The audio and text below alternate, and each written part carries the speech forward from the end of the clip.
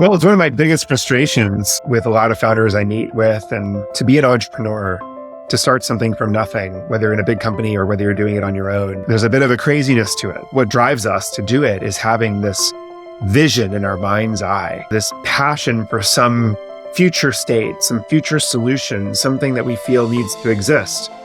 And what I've seen all too often is that passion gets people to take that risk, to declare some amazing vision, and then build a team and convince them to join you, and then set off on years of work. And then when you actually put something in the market, it doesn't resonate. And you're like, wow, we built an amazing product. Like, what's going on here? And it's just 30 degrees off product market fit. Like, there's just something wrong. And usually, in my experience now, that tracks back to a lack of empathy for the customer that they were ultimately serving. My guest today is Scott Belsky, Adobe's Chief Strategy Officer and Executive Vice President of Design and Emerging Products. Scott has advised hundreds of startups and writes a popular newsletter called Implications. I spoke to him about why the talent stack is collapsing and what you can do about it, how to improve the first mile experience for your product, and the 4P framework for building generative AI products. Scott is a leader who obsesses about customer empathy and keeping high-performing teams as small as possible. If you enjoy our conversation, please like and subscribe to support this podcast. All right, Scott. Well, thanks so much for joining me. Yeah, definitely have been reading Implications and have a lot of questions we could talk about. Yeah. Well, thanks for having me, Peter, and thanks for following along. This Implications newsletter project has been a real, fun exercise in getting ideas out there and getting feedback and connecting dots. Yeah, it's amazing. So one of the recent issues you wrote is about collapsing the talent stack. Maybe you can just kind of briefly share what you mean by that. Well, I think the traditional organization has always been a lot of functions and a lot of these folks across different functions working together. And that's just been the way companies have been conceived and scaled for probably, centuries to some degree.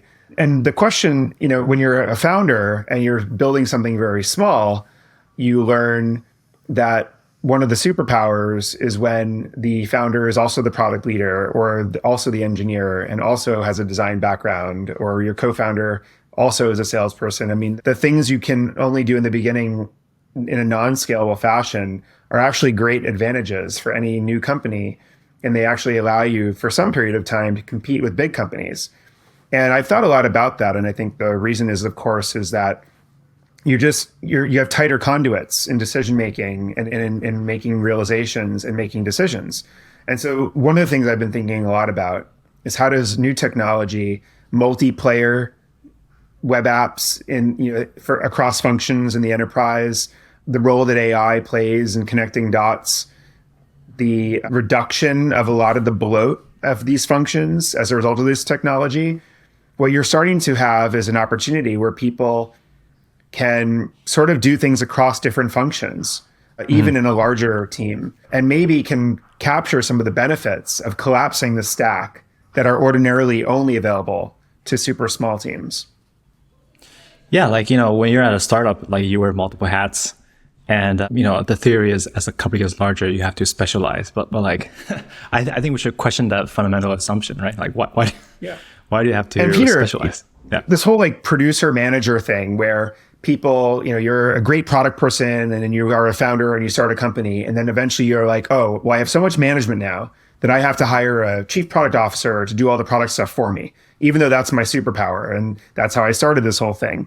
Well, maybe in this new world where AI can actually assist you in the management of your teams and can kind of give you the data that you would ordinarily have to get in one-on-ones every week, and it can start to actually guide you in the communications you would otherwise have to spend time doing, maybe you can actually not hire that product person and continue to lead product as well as be the CEO of the company. So that's just one example, but I think we're going to start seeing that happen. And I think it's going to make products and companies better. How do you need probably a pretty large product org at Adobe. How do you advise your employees to get ready for this new state where teams are smaller?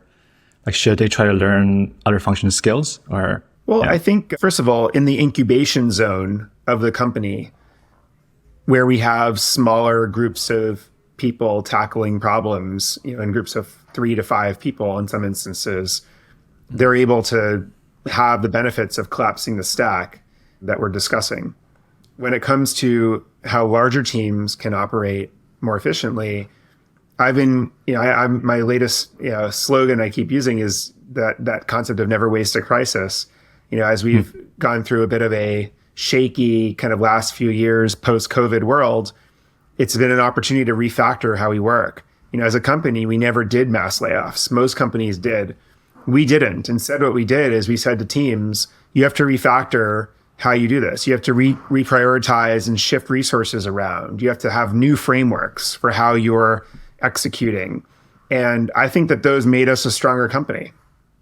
Do you find that, I've talked to some other product leaders and I think people are starting to speak their mind now with this economy. But do you find that actually the smaller teams can get a lot of shit done or execute very well? Smaller kind of empowered teams. Yeah, sure. I mean, in the earlier days of building, it's always an advantage to, again, have those tighter conduits and collapse the stack in any way possible and just have fewer people that you have to have agree on anything. But the reality is that when you start to go to market and bring things to scale, there's a lot of folks that need to be involved. If you're going across geographies, if you're selling into the enterprise and need contracts and need certain security measures, I mean, it's very quick. It's very easy to get to the point where you need lots of people to do something. It's about, though, just segmenting, and making sure you don't do that until you absolutely need to. Got it. Makes sense. Maybe since, you were the founder of Behance and you work for the design company that really cares about the design, maybe can you talk about what the ideal design to PM relationship is? How should roles become more blurred or, yeah. Well, the ideal design PM relationship, the controversial answer is they're the same person. That's the ideal. Yeah. And in Behance, we actually never had a PM in the early days and for the first 5 to 7 years. And today, the leader of design for Behance is the leader of the product as well. So we've always tried to have a tightly coupled system there. And if you can find, those are the true unicorns, right? People who can do that. I think that's the holy grail.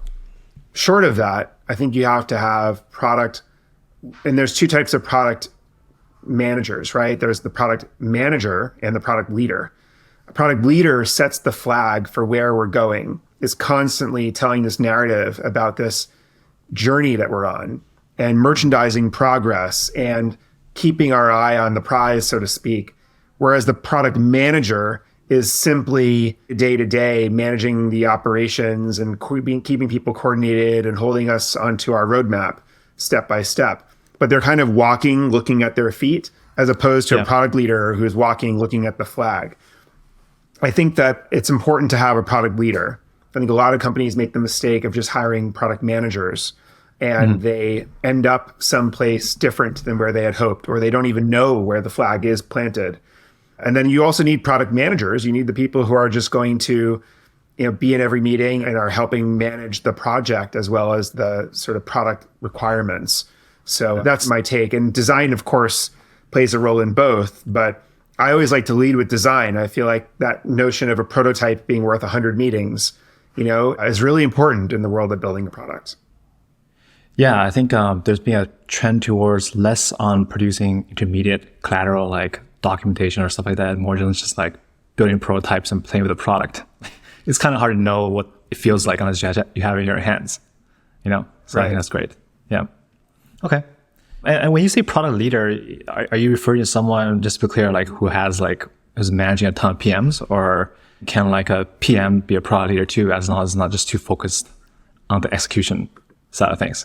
Yeah, well, I think that when I say product leader, I mean, it's someone who has the capacity to really innovate and think about the world that this product is going to exist in a few years and what it needs to be successful in that world. It's leadership. It's bringing people somewhere they don't fully understand. It's convincing people of something they don't fully believe. It's all the leadership aspects. Yeah. Can you have a product leader that also does the managing day to day? 100%. That's an amazing feat. My point, though, is that oftentimes a great product manager is not a great product leader. And we just have to realize that and be on the lookout. Got it. And you tweeted something this morning saying that I think something about like to have a good vision, you have to have empathy first.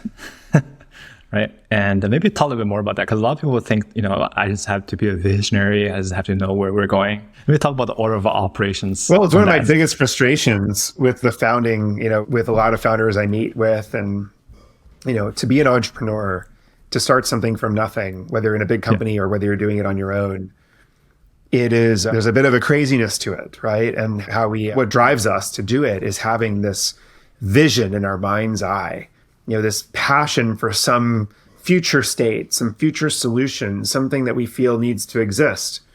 And what I've seen all too often is that passion gets people to take that risk, to declare some amazing vision, and then build a team and convince them to join you, and then set off on years of work. And then when you actually put something in the market, it doesn't resonate. And you're like, wow, we built an amazing product. Like, what's going on here? And it's just 30 degrees off product market fit. Like, there's just something wrong. And usually, in my experience now, that tracks back to a lack of empathy for the customer that they were ultimately serving. They failed to realize, for example, in an enterprise product, that end customer is actually always insecure, with what their boss thinks of them, and needs to have some sense of like gratification or credit in order to use a product, or the consumer, that they were trying to engage with their app, is lazy, vain, and selfish in their first 30 seconds of using a new product, and has no care about the value proposition of the product in practical reality. So the passion piece, what I was saying earlier this morning, is in some ways a red herring of product.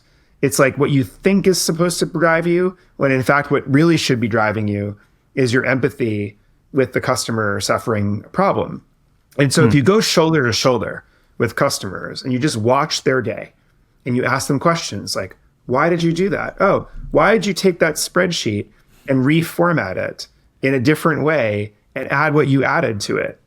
And it's like, oh, because, people oftentimes pass my work on as their own. Oh, yeah, that's interesting. So you would probably feel uncomfortable building a dashboard that everyone else has access to unless you got credit for it. And they're like, well, I don't care about credit. And you're like, well, you kind of do, because you just admitted that you do. Like, this is what I'm talking about. Like, that's tuning into the empathy with like what they're actually struggling with. And I think that those are some of the insights that make all the difference in building products for both enterprise and consumer. Yeah, I think you gotta have a certain level of humility, because you can have some sort of arrogance, but like customers know what they want. I know what they want, which doesn't lead to a good place. Yeah. But Peter, the cheat code, of course, is if you're solving your own problem. Like, that's why a lot of founders who are successful solve their own problem, because they are the customer. In that sense, you're collapsing the stack of empathy. Yeah, I think that's why I found like a niche, just like working on creator products, because it's like, I'm a creator, so I know what they want. Yeah. So now, switching gears a little bit, like, I consider myself a pretty customer-focused product leader, but I think one of the pitfalls is like, the core users are the ones who are like the most vocal and complain the most and are willing to spend the most time with you, right? So like, how do you, like, going to this first mile experience of the product, like, how do you even build empathy for like the new users, which is like, if they don't like your product, they'll just leave. How do you even build empathy for it? Yeah. Well, I think the tragedy of most products is that they start beautifully simple. Users flock to a simple product. And then that product takes those users for granted, starts to build new features to monetize. And they also start to only listen to the customers that talk to them the most, which are the power users, the minority, the vocal minority. And as a result, stop feeling empathetic for the new customers in the funnel that have no idea what this product is or how it works and whether they want to use it or not. And then they end up building a very complicated product over time. And the whole process repeats itself, and then users eventually flock to a new simple product. And that's probably the Silicon Valley product lifecycle that no one really talks about. And so I think you're asking, like, how do you defy that? Like, how do you keep your product accessible to new customers? How do you hold on to simplicity? I think part of it is an obsession that is not momentary, but ongoing around the first mile experience, ensuring that it gets better and better. And also remembering that every new cohort of new customers is different. The new cohort of new customers, when you first launch a product, is filled with these willing and forgiving, lean forward early adopters, right? And they have a higher tolerance for friction. And so your first mile might work perfectly for them. And then a year and a half later, the customers that are coming to your funnel are a bit more of the pragmatists. And that first mile might be horrible for them.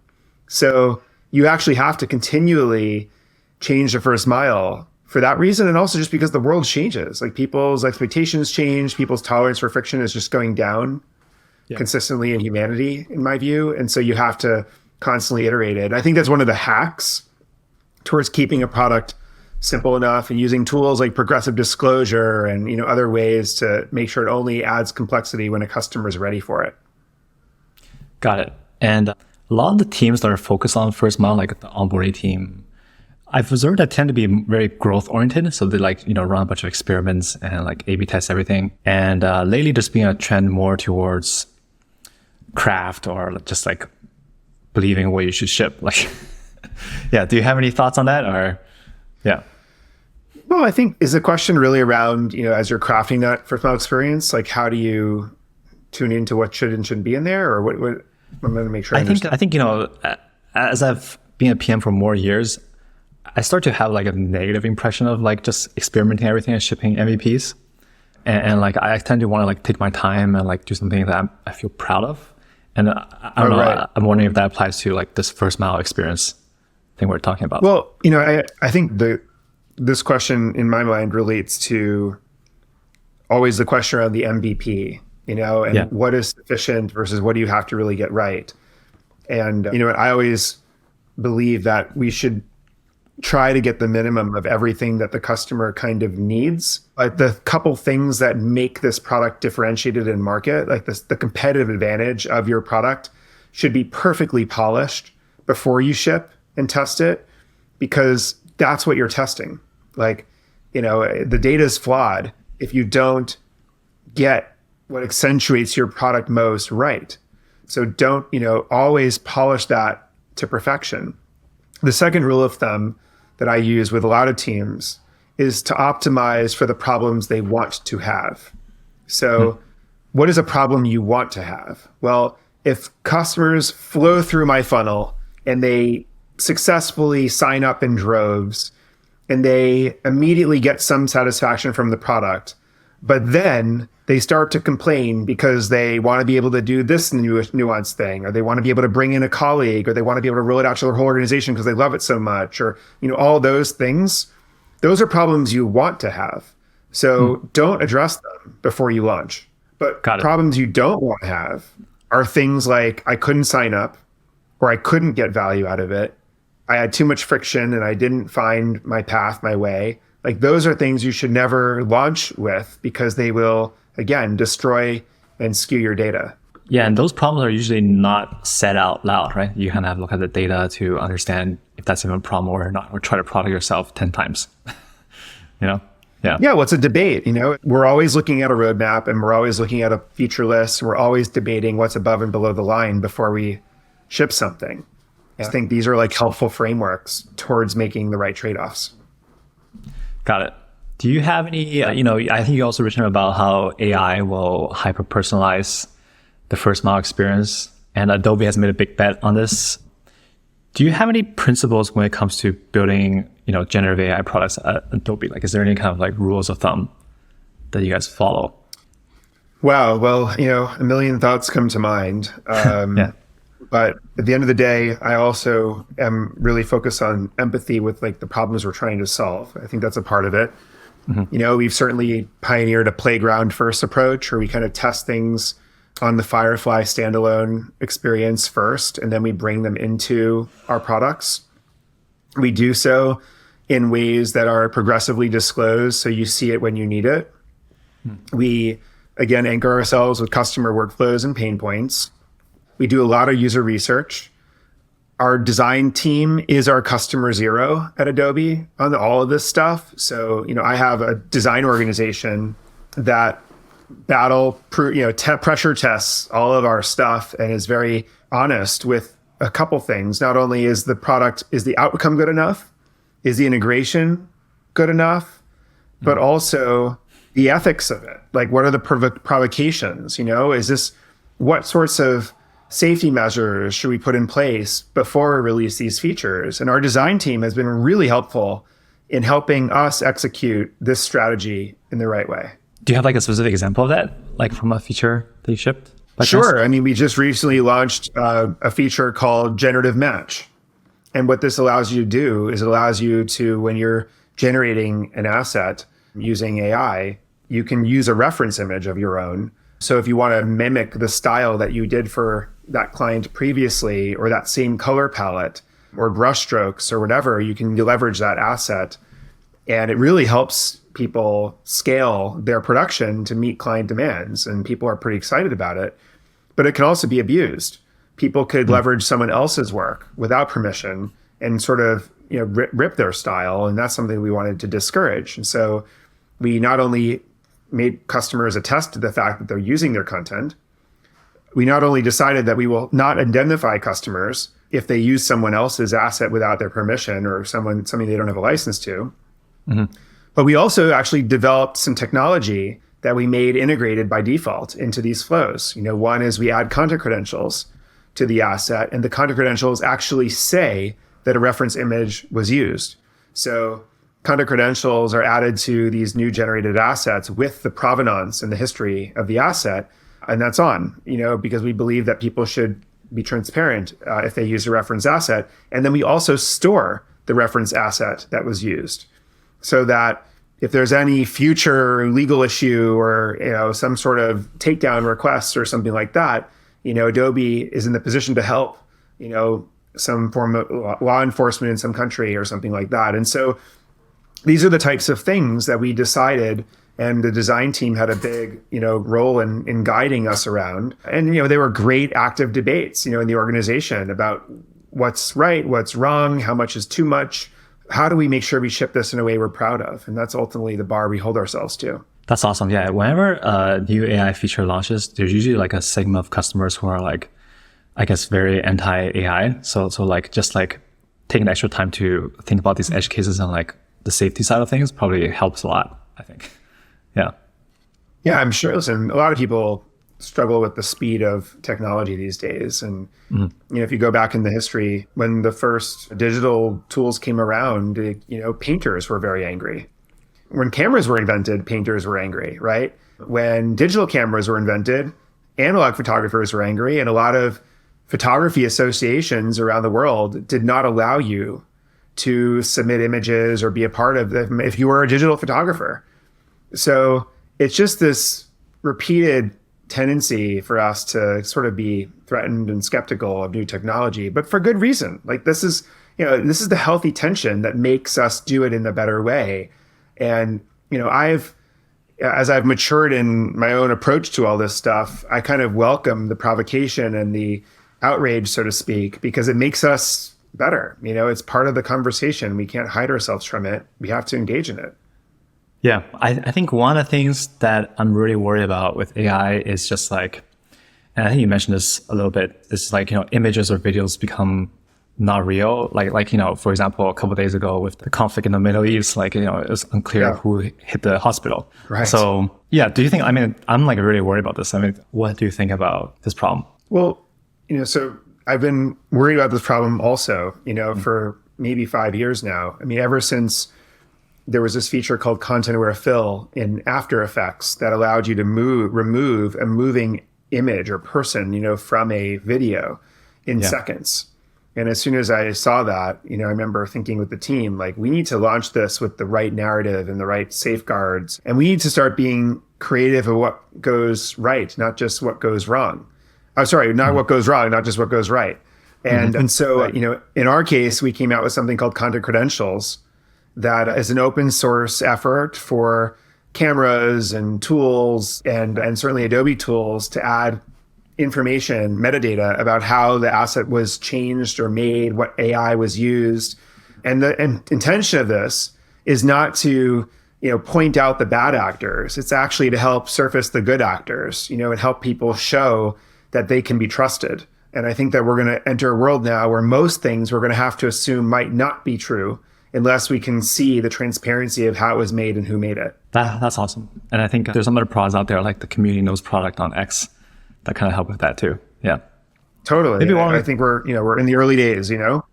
Well, how about why don't we close with this then? I think a lot of people, creators, PMs or whoever want to explore the space. There's a lot of noise in the space too, like there's like 99 AI tools you must try. So like you have this like a framework, you have this 4P framework, right? For teams or people to explore AI. Maybe you can share a little bit more about that. Yeah, sure. A common question I get from teams these days is we are excited about AI. We know it is going to impact the way we work, the volume of content we can create, the scope, of our business, but we just don't know how to get started. And so I always advise them to think about, 4 things. The first P, is play. Like allow your team to play with this. It's important. And it's sometimes not so intuitive to some companies to like let their teams just play with new tools that don't have any clear commercial value yet. But novelty precedes utility. We have to be able to play with something to start to discover its use cases. So that's the first thing. I think the second one is pilot. Like find a project that you're going to pilot this technology with and do the new way. But you have to protect, the third P is protect the people that are doing that pilot by giving them a new set of KPIs or measures that are not the traditional ones. Like the objective of this pilot should not be to make more money than we usually make doing this or to do it more cheaply. The KPI should be whether we learn from it, and whether there's something interesting here. And just completing the pilot, should be the goal. And so you have to kind of protect the team. Otherwise, they'll take the risk and they'll be punished for it.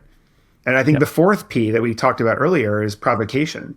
You have to invite the provocative questions. You have to allow people to disagree or surface their concerns, because that's part of making sure you do it right and can ship something you're proud of. Awesome. What's been your favorite AI use case for your personal life? Like what do you use it for? Favorite use case for my personal life? I mean, I would say, for my implications newsletters, I actually sometimes want a graphic for one of the points. And I just like have no idea, how to secure that graphic because it's such like a nuanced thing, like old machines versus new machines or something like that. And I love using Firefly to generate assets, for some of those use cases personally. And then, then I love making poems for my kids using ChatGPT.